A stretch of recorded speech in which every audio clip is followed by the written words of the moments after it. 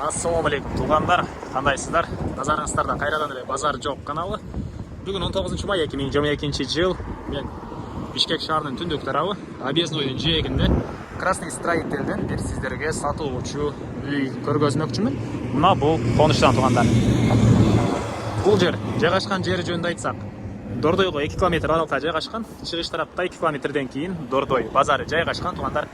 Жаныбызда бул жакта Акбата конушу, түштүк тарапта Нижний Аларча, анан батыш тарапта теңдик конушу болуп калат. Бүгүнкү чыгарыштагы сатылуучу үй тугандар ушул Объездойдон бул жол менен түз кирип, биринчи эле көчө Жеңиш көчөсүнө жайгашкан. Бул жерден түз барсак 80 метр, 100 метрдей аралыкта, анан оң тарапка кайрылып дагы 80-100 метр бассак жайгашкан тугандар.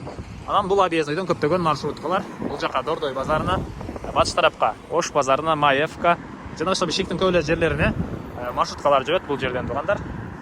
Анда эмесе мен сатылуучуга карай жол алдым. Сиздер мына ушул строй материал саткан жерден түз бул жакка карай басып бара бересиздер. Мынакей тугандар. Объездойдон 80-100 метрдей жүрөсүздөр жана биринчи көчө менен оң тарапка кайрылып дагы бир 100 метрдей, 80 метрдей жүрсөңүздөр бул жерде Жеңиш көчөсү 11-чи үй, бүгүнкү чыгарылыштагы сатылуучу үй болуп калат тугандар. Суу, свет бар экен үйдө, отопление котел менен иштейт. Мектеп жөнүндө айтсак, бул жерде Красный строительдин центринде 1 километрдей аралыкта мектепке жөө барып келет экенсиздер. Садик деле ошол жерде, мечиттер бар тугандар. Бул мына бүгүнкү чыгарылышта сатылуучунун көчө тараптан көрүнүшү. Көрүп турганыңыздардай орото орнотулган жана көчө тарапка 2 квартиранттар үчүн 2 бөлмөлүү үй салынып тугандар. Андан ары кирип калган маалыматтарды берейин. Бул мына бүгүнкү чыгарылышта сатылуучу үйдүн короосунун көрүнүшү. Мынакей тугандар, бул сатылуучу үйдүн негизи кирүүчү эшиги. Киргенде мындай прихожка бар. Окей. Анан ушул жерден оң тарапка кайрылсаңыздар бул жакта душ, Аристон менен суусу жылыйт экен. Бул жактан форточка орнотулуптур. Полу кафель тугандар. Андан ары ушул эле жерден түз өтсөк, кухня.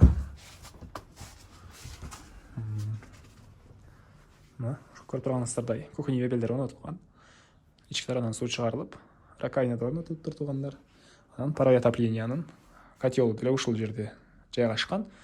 Электр энергиясы жана көмүр менен жылытат экен үйдү. Андан ары ушул эле жерден түз өтсөк, бул жакта холл деп коебузбу? Мына ушундай бөлмө жайгашкан. Дубалдары обой, потолок гипсокартон жана пол жыгачтан болгон пол экен. Түштүк тараптан 2 чоң пластик терезелер орнотулуптур жана ар бир бөлмөдө паровой отоплениянын батареялары бар. Эми ушул жерден биринчи бөлмөгө кирейин. Бул жерде бир спальный бөлмө бар экен. Окей. Ушундай көрүнүштө жана түштүк тараптан, түндүк тараптан чоң пластик терезе орнотулган. Андан ары кайра эле ушул жерден кийинки бөлмө. Жердин аянты 4 соток. Документтер боюнча азыркы учурда техпаспорту бар экен. Кызыл китебинде эле жакында алам дейт үй ээси. Техпаспорт бар тугандар. Анан мына бул жакта квартиранттар үчүн 2 үй бар экен. Буга чейин бул жерлерде квартиранттар болгон экен тугандар.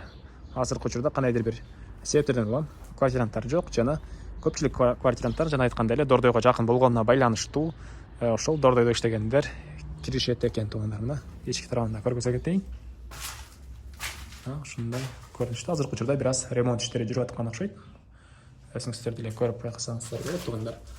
Андан ары бул жакта чоң үй жөнүндө айтсак, узун турасы 15ке 7. Стенасы бышпаган кирпич бул жери. Анан бул жакта прихожка менен кухняныкы песка блок тугандар. Тышкы тараптан ал жагы утеплять этилген.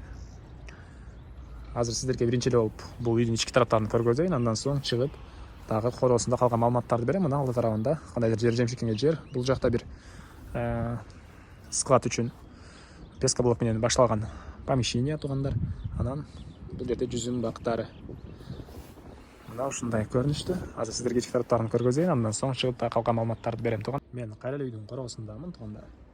Эми дагы бир айта кетчү нерсе, бул квартиранттар үчүн ар бир үчүн өз-өзүнчө үйдүн бул бурчунда жана ал бурчунда туалеттер салыныптыр. Туалеттери бар экен өз-өзүнчө. Эми үйдүн арт тарабын сиздерге көргөзөйүн. Бул жакта мындай чакан навестин түбүндө бир аз буюмдар сактаган жер бар экен. Андан түз өтсөк, бул жакта тугандар тооккана да бар экен. азыркы учурда бир аз тоок багат, көп деле эмес. Сиздер сатып алсаңыздар, каалаган нерсеңиздерди кылып койсоңуздар болот. Мына бул үйдүн арты тарабынан көрүнүшү мына ушундай көрүнүштө бир 2 метрдей кошуна менен болгон аралык бар экен. Төрүндө тоокана. Эми эмне маалымат калды туугандар? Бардык эле маалыматтарды бердим окшойт. Бул үйдүн баасыны $37,000 деп атышат. Сүйлөшүү болот туугандар. Звонок кылып сүйлөшүп көрүңүздөр. Эсин номерин экранга калтырам. Дагы бир жолу негизги маалыматтарды эскерте кетейин. Жеринин аянты 4 соток. Документтер боюнча техпаспорт бар. Дордойго жакын жерде жайгашкан, 2 километрдей аралыкта Дордойдон туугандар. Батышыракта. Үй, бул үй узун турасы 15ке 7 экен. Бул жагы стенасы бышпаган кирпич, бул жагы пескоблок экен. Эмне маалымат калды? Бардык эле маалыматтарды бердим окшойт туугандар. Анда эмесе мен сиздер менен коштошом. Ушул видеону достор менен, группалар менен бөлүшсөңүздөр, мага үй ээсине кимдир бир ушул сыяктуу үй издеген болсо, ошол адамга сиздер чоң жардам берген болосуздар. Кийинки чыгарышка чейин саламатта калыңыздар туугандар.